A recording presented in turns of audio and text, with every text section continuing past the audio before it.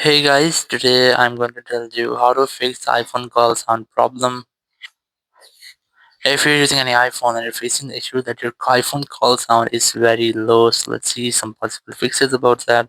So the very first thing, you just have to open your settings app, go for general, go for software update, and you have to try to make a software update. If you find any pending software updates here, try to update your software.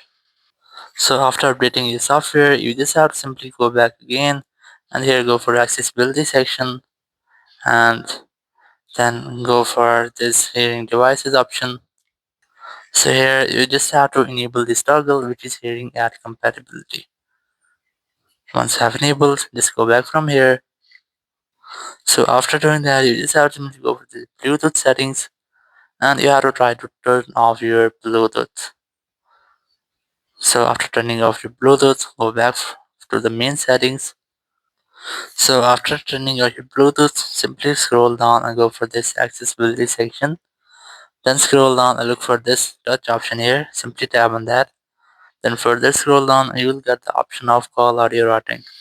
Select this automatic option from here and then select speaker.